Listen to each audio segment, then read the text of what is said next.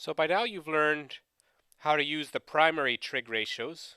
That's sine theta equals opposite over hypotenuse, cos theta equals adjacent over hypotenuse, and tan theta equals opposite over adjacent, to find unknown sides or angles in a right triangle. So these ratios that you've worked with before only work in right triangles. And by a right triangle, we mean it has a 90-degree angle in it. But of course, many triangles don't have 90-degree angles in it. And if we have a triangle like this one here, we're not going to be able to use the regular sine theta, cos theta, and tan theta equals the respective ratios of their sides. So how do we work with triangles that are not right triangles? Let's put some labels on here. And usually we use capital letters to represent the angles, so this would be angle A, and if we went to the side opposite that, we'll call this little a. And the same thing, opposite angle C, we'll call this little side C, and opposite the big angle of B, we'll use lowercase b to represent the length of that side. So we have a triangle here labeled, and we're going to develop a law that we call the sine law. And this law we can use in any triangle, not just the ones with the 90-degree angles in it. What we're going to do is we're going to draw a altitude of this triangle. So we're just going to draw a line right down here so that we do have a 90-degree angle there. So let's go back and use those regular three primary trig ratios, because now I have a right triangle in this triangle here, and I'm going to call this H just to represent the height. Well, now if we look at angle C, we could say this then, that the sine of angle C would equal the opposite, which is H, over the hypotenuse, which would be A. So the regular trig ratio would be sine C equals opposite over hypotenuse. And if we did that for angle A, suppose, then the sine of angle A would be opposite over hypotenuse, which is C. Now, looking at these two ratios, there is one variable that's the same in them, and that's H. So if I isolated H, if I multiplied both sides by A here, I would get H equals A times sine C. And if I did the same thing here to isolate H, so I'd have to multiply by C, I'd get H equals C times sine of angle A. So in other words, H equals A sine C, or H equals C sine A. And since H is the same length in either of these relationships, I can say, okay, then it follows that A sine C must be the same thing as C sine A, because they're both equal to H, which is the same thing. And now, see, we have the two different variables on the same side. Let's divide both sides of this equation by sine C. And so then we would get A on the left side equals C sine A divided by sine C. And then we'll divide both sides by sine A.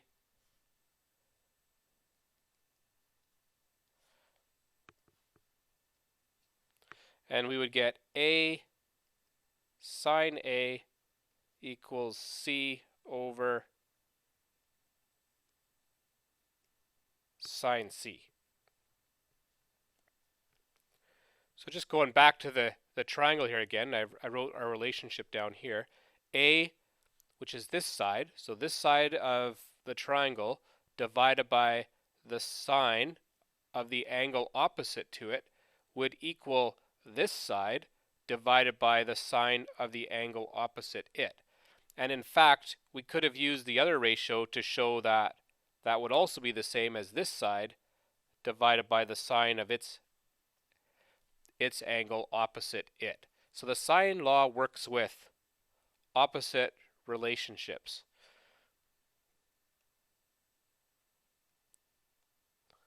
And the relationship is simply any side of the triangle divided by the sine of its opposite angle will equal any other side of the triangle divided by the sine of its opposite angle. And we could write the relationship this way, or of course we could take the reciprocal of both sides of the equation. And so sometimes you might see the relationship written this way, and that's exactly the same thing. They've just taken the reciprocal of both sides of the equation. So this is the sine law right here. The sine of any angle divided by its opposite side equals the sine of any other angle divided by its opposite side. And let's look at how we might use this in working with a triangle that doesn't have a 90-degree angle in it. So let's say in this triangle here, we have to find side length B and we have to find side length C. So in order to use the sine law, we must know, try that again. We must know an opposite pair, because sine law is all about opposites. And so when I look at this, here I know what this angle is and I know what its opposite side is. That's an indication that we can use the sine law. If you know an angle and you know its opposite side, then the sine law is something that we can use. So just keep that in mind, that you must know an opposite pair if we're going to use the sine law. And so the formula is the sine of an angle. Well, let's use it the way that we developed it. One side divided by its opposite, the sine of its opposite angle. So A divided by sine A would equal B divided by sine B.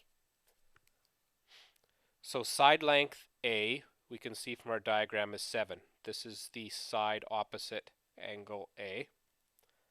So 7 divided by sine 38, they're the opposite pair, equals B. We don't know what B is, but the angle opposite we know, so that's sine 110.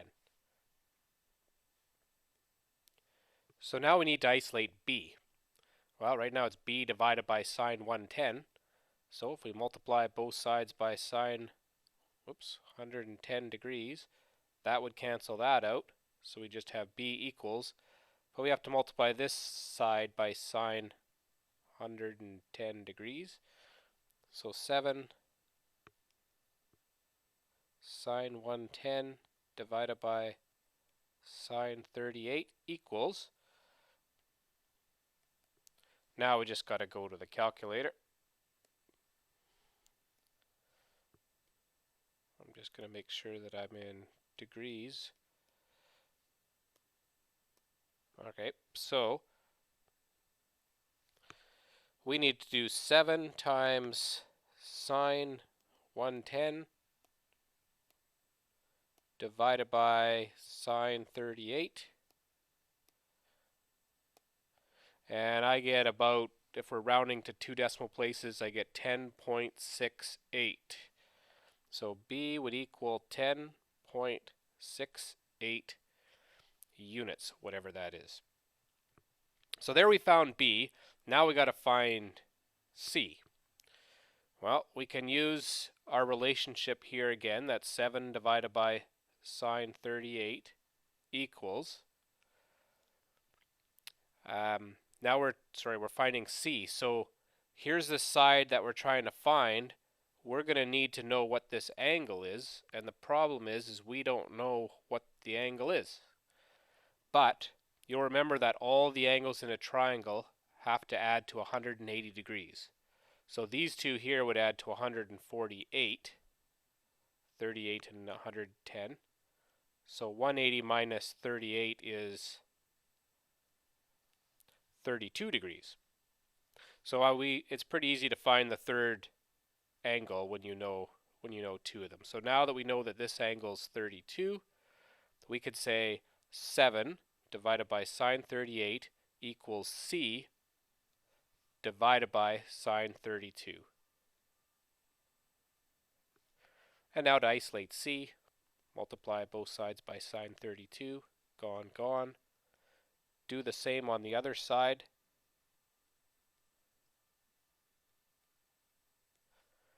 And that leaves us with c equals 7 times sine 32 divided by sine 38. Now it's a calculator question.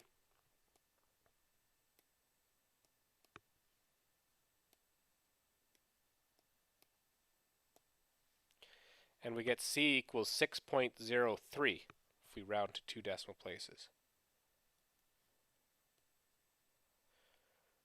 And there we have side length c. Let's review again the concept of the sine law. So in a triangle, any triangle, not just one with a right angle in it, if you take the sine of an angle and divide it by its opposite side, that'll equal the sine of, say, this angle divided by its opposite side. Or we could have it the other way around. It doesn't really matter. It's the same relationship. The side divided by the sine of the opposite angle equals the side divided by the sine of the opposite angle. Just need to make sure that you're consistent. So if you have the angles up top and the sides on the bottom, then you need to do the same on the other side of the equation as well. So these are the notes. Really, the sine law is just saying if you take the sine of any angle in the triangle and you divide it by its opposite side, that will always equal the sine of any other angle in the triangle divided by its opposite side. And when we're solving for an unknown part of a triangle, you must know an angle and its opposite side in order to use the sine law. So for example, we must be told what this angle is and its opposite side is if we're going to use that relationship to find an unknown part. Let's look at one more example. All right. In this example here, let's find angle A, and we'll find side B afterwards too. So here's angle A over here. So we've got to find this unknown angle right there. Well, if I'm going to use the sine law, I'm going to need my opposite pair. And it looks like we've got an opposite pair right here. So I'm going to set the ratio up with my angles on top in the ratio. Remember, I can set it up like this, or I can set it up like this, because ratios are the same as long as we keep the ratios in their perspective order here. So A divided by sine A equals B divided by sine B. That would be the same as saying sine A divided by A equals sine B divided by B. Since we're going to find an angle, I'm going to go with my angles in my numerator. Just makes the algebra a bit easier to find. So sine A divided by A, and actually I don't have B. It's angle C and side C that we have, so technically our formula would be sine A divided by A equals sine C divided by C. So it doesn't really matter what A and C are as long as they're opposites in the triangle. So sine A, I don't know what that is. Sine A divided by its opposite sine, which is 11, equals sine of this angle divided by its opposite side. So don't get too hung up on A's, B's, and C's. It's just sine of any angle divided by its opposite side equals sine of any other angle divided by its opposite side. And now what we have here is an equation. So what I'm going to do is I'm going to try to isolate A, because I want to know what that angle is. So right now it's sine A divided by 11. So we'll multiply both sides by 11. Gone, gone.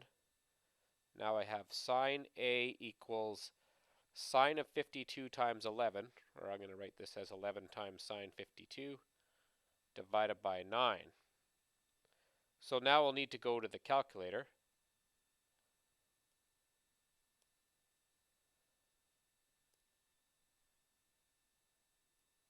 So 11 Just make sure your calculator is in degree mode. So mine's in radian mode here. I'm going to change it to degree mode. Make sure your calculator's in degree mode, otherwise you will have problems. So 11 times the sine of 52 divided by 9. So I get 0.963. So I get sine A equals 0.963. So then to find out what angle A is, all I need to do is take the inverse sine of this ratio. So I go shift sine, inverse sine, when we're finding angles of that answer. So instead of me typing all that in there, just use the answer button. And we get 74 degrees. Good, so here we now know that this angle here is 74 degrees. Great, well that's the first part done. So anytime we're finding an angle, in the end when we isolate A, we got to take the inverse sine of both sides, which gets rid of the sine here, and inverse sine of this side. And we got 74. Now we got to find side B. Side B would be this side over here. Remember, sides are usually small letters, and they'll be opposite their angle B. So really the question's asking, what is the length of this side right here? Well, hold on here. In order to find this side, I'm going to need to know this angle. And I don't have this angle, but I now have two angles in the triangle here. So you know that all the triangles have to add up to 180 degrees. So if I want to find angle B, that's just going to be 180 minus 52 minus 74.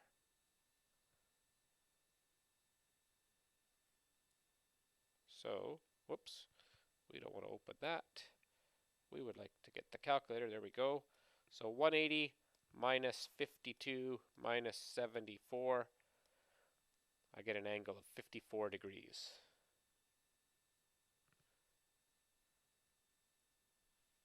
And so now I can use my sine law to find this unknown side. Since I'm going to find the side, I'm going to switch my ratios around so that I have side lengths up in the numerator. Again, it just makes the algebra a little bit easier to work with in the end. And I'm also going to stick with these two sides, or sorry, this side and its opposite angle here. The reason why I'm going to do that is because, sorry, not those ones, wrong ones here.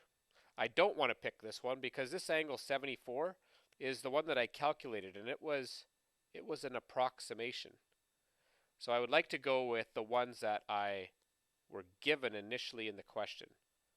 This will make, so if I use these ones, these are the ones that are given. They're exact. This is exactly 9, this is exactly 52.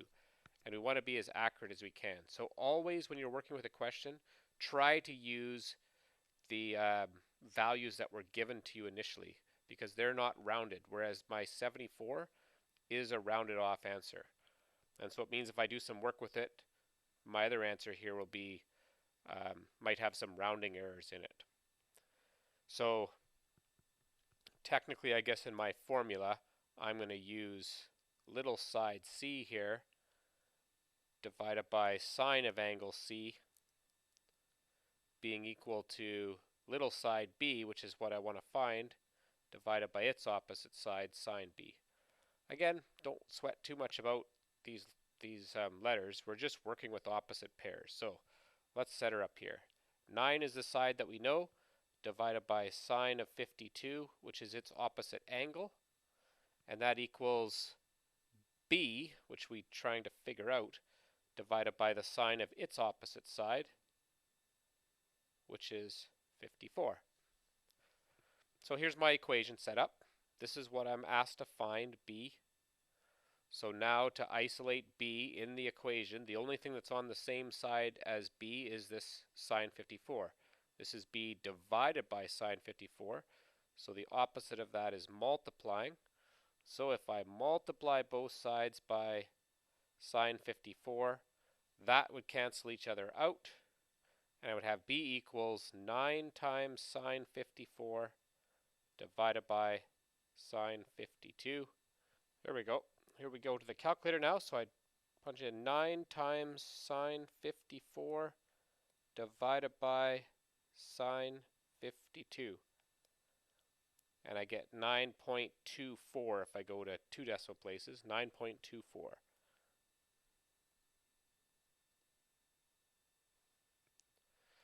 So side B is 9.24. And I guess we've now found all three angles and we have all three sides.